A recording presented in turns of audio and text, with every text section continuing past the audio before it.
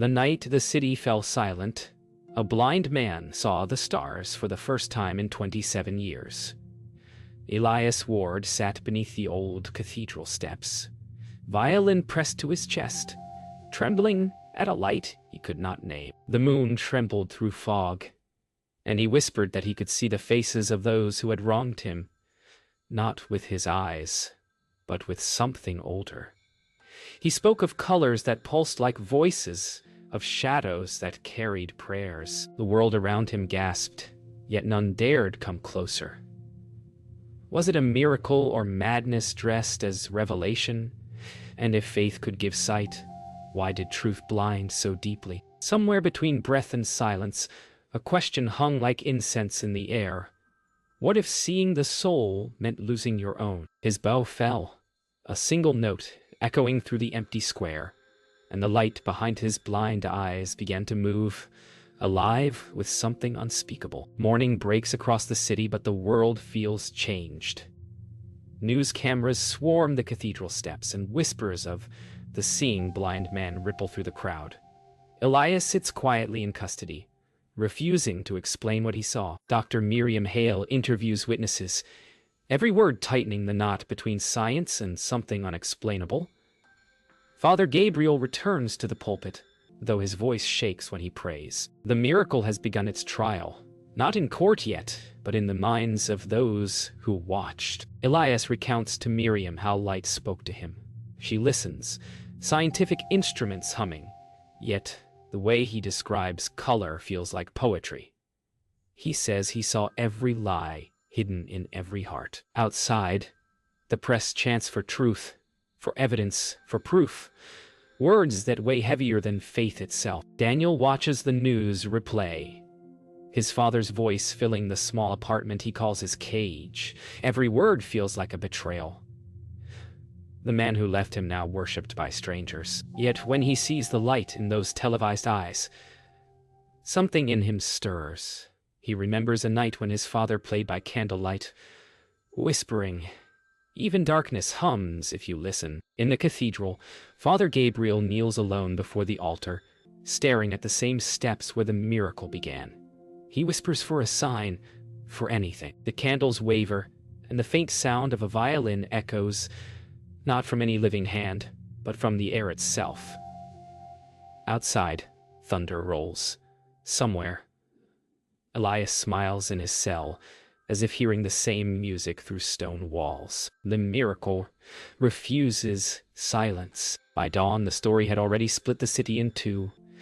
Believers and doubters, tears and laughter, heaven and headlines. In every cafe, in every whispered conversation, someone swore they had felt something when Elias saw the light.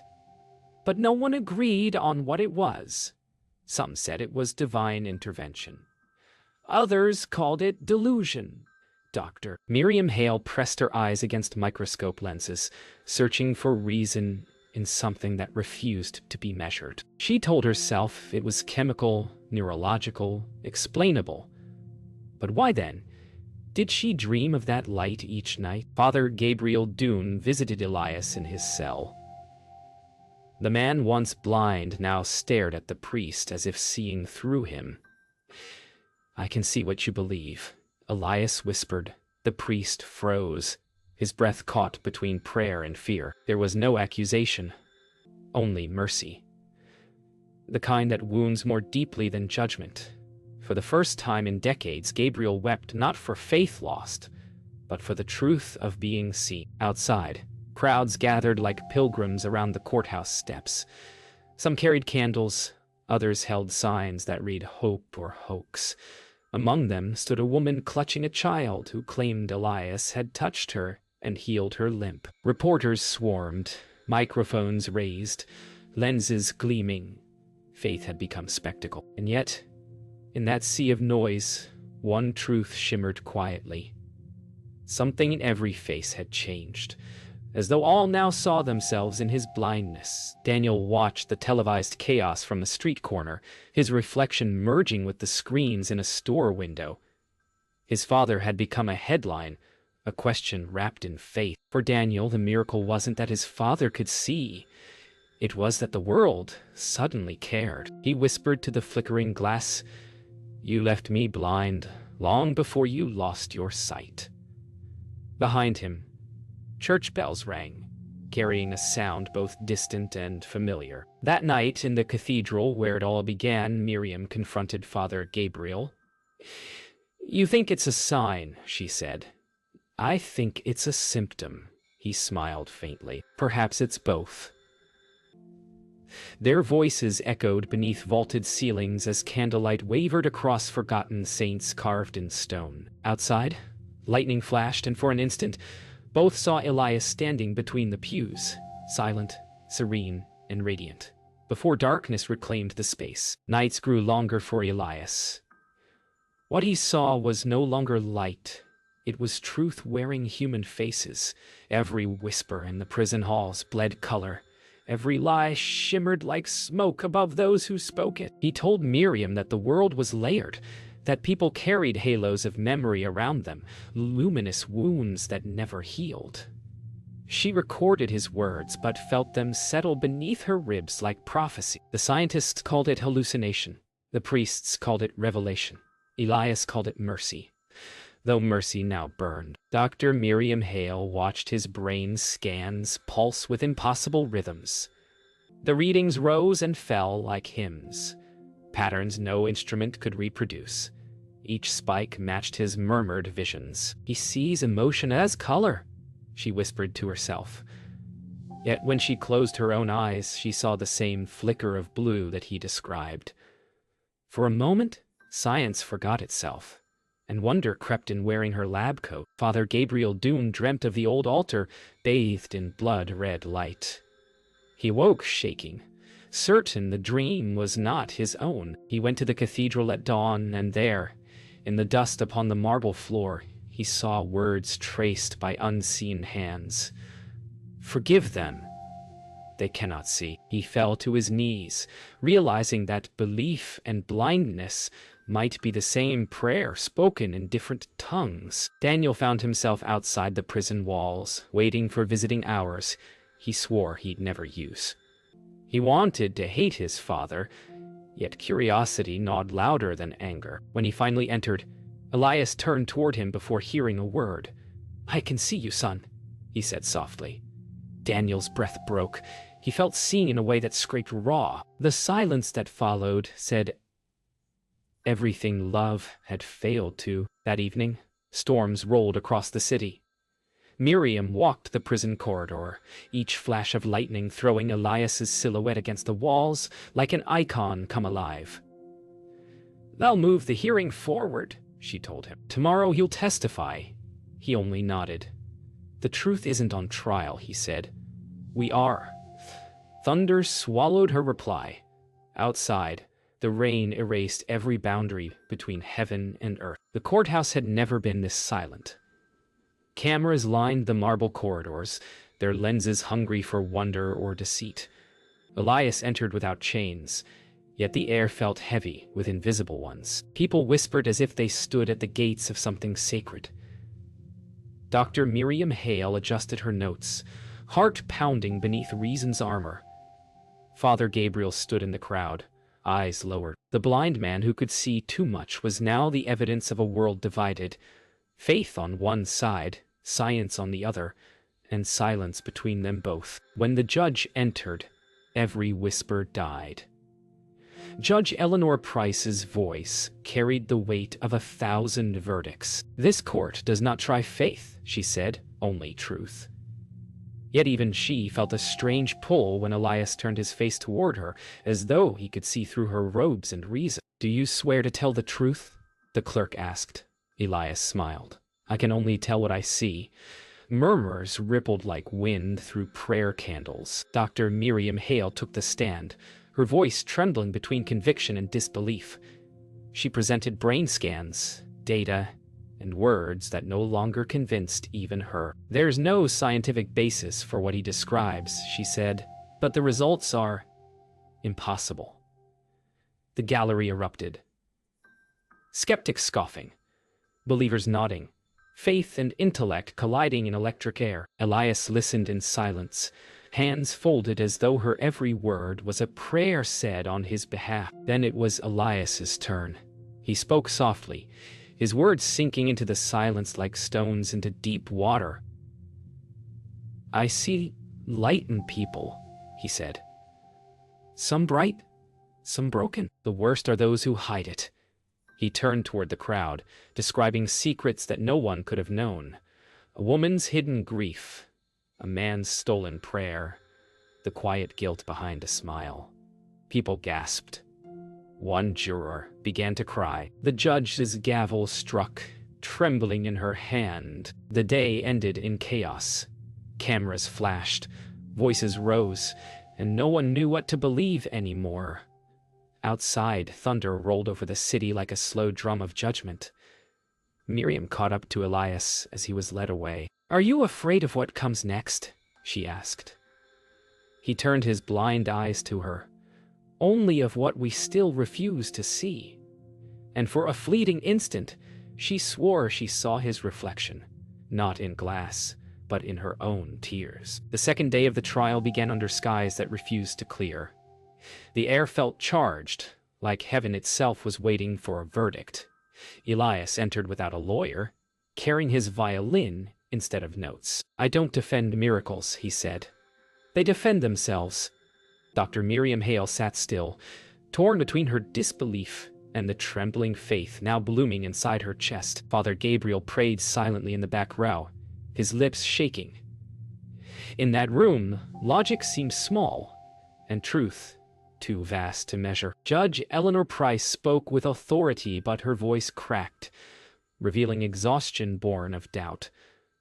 "Mr. Ward," she said, "the court asks for proof." Elias nodded, resting his violin beneath his chin. He began to play, a slow, fragile melody that filled every corner of the hall. The music shimmered and people gasped as soft golden light began to pulse from his closed eyes. "Listen," he whispered, "not to me, but to what you hide." The melody turned haunting, and one by one, faces in the room softened under unseen revelation. As the final note hung in the air, Elias turned to Judge Price. "You prayed last night," he said softly. "You asked for forgiveness you could never speak aloud." The room fell deathly silent. The judge froze, her heart pounding so loud it became the only sound. "How could you know that?" she whispered. Elias smiled gently. "Because mercy shines brighter than guilt." Her gavel slipped from her hand and struck the floor with a sound that echoed like thunder. The press called it hysteria. The believers called it grace. But in that moment, even science bowed its head. Miriam approached the bench, tears glistening in her eyes. "He's not lying," she whispered. "He's seeing what we refuse to admit." Father Gabriel stepped forward, crossing himself as though the air itself had turned holy. Outside, thunder rolled again. But this time it sounded less like wrath, and more like applause from a sky that finally understood. When it was over, Elias placed his violin on the floor and said nothing more. The court recessed, but no one moved. Judge Price covered her face, quietly weeping. Miriam touched Elias's shoulder, her voice barely a breath. "What do you see now?" He smiled faintly. "Only peace." Then, as if carried by unseen hands, the light around him faded. The room darkened, and for the first time since his awakening, Elias's eyes went truly blind again. Yet, in that silence, everyone saw something greater. Silence clung to the courthouse long after the crowd had gone. Elias sat alone in the witness chair, eyes closed, face serene.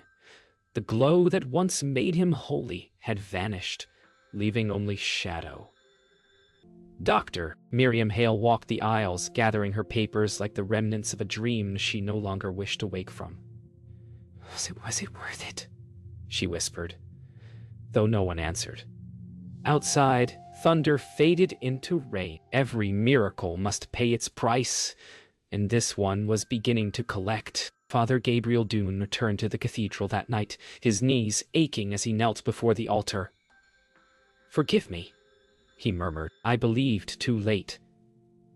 The candles wavered in answer, their flames bending toward the crucifix as if listening. He realized then that miracles were never meant to convince. They were meant to break and mend the heart in equal measure. And his was finally both. Daniel returned to the prison days later, though his father was no longer there. The cell sat empty, its cot neatly made. On the table a notebook lay open with only one line written. "The truest sight is love unspoken." Daniel pressed his trembling fingers to the page. For the first time he felt no anger, only echo of music he could not remember hearing. Outside, the guard said Elias had been transferred to a hospital, but Daniel knew his father had already gone somewhere farther than words could follow. At the hospital, Miriam found Elias resting peacefully. Machines hummed softly beside his bed, but his breathing was steady, calm. "I can't explain any of it," she said, sitting beside him. "You don't need to," he whispered. "Truth doesn't live in explanations." His hand reached for hers, and for the first time she did not pull away. Outside the window, dawn unfolded, a light gentler than any miracle. That evening, the sun set like a confession.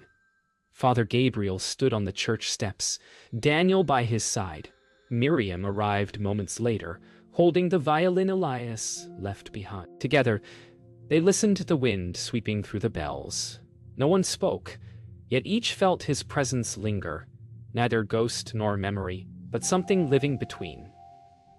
The miracle had ended, but its echo had just begun. Months passed, and the world moved on, but something subtle remained, an unspoken quiet in the city's breath, as though everyone still listened for that one final note. Miriam Hale returned to her research, yet the data on Elias's case gathered dust. She no longer sought proof. Some truths, she realized, lose meaning when named. At night, she would hear a faint melody carried by the wind, a song she had never learned but somehow remembered. Father Gabriel Dune no longer preached with certainty, but with compassion. His sermons spoke less of doctrine and more of wonder. He told his congregation that sight was never the proof of God. Love was. The church filled again, not with worshippers seeking miracles, but with souls craving stillness. And sometimes, when the light hit the altar just right, he swore he saw a faint silhouette standing there, listening with a smile. Daniel Ward left the city soon after. He carried nothing but the violin and his father's old notebook. He played in train stations, on bridges, in quiet fields where no one watched. Each note felt like a prayer, an echo of forgiveness offered to a man he could no longer touch. In every melody, there was both mourning and peace, and strangers often wept without knowing why. Dr. Miriam Hale visited the cathedral once more before leaving town. The candles flickered as though recognizing her. She knelt, not in prayer, but in gratitude. Somewhere within the silence, she felt his presence. Elias not as a vision, but as light within her breath. For the first time, she smiled without question. Some miracles, she thought, do not ask to be understood. They ask only to be received. The church bells rang one final time that winter morning. Daniel returned quietly, setting his father's violin upon the altar. Father Gabriel stood beside him, and Miriam bowed her head. No words were spoken. As the sunlight pierced the stained glass, the violin hummed once, on its own, then fell silent. The sound lingered like breath in eternity. In that silence, every heart heard the same truth.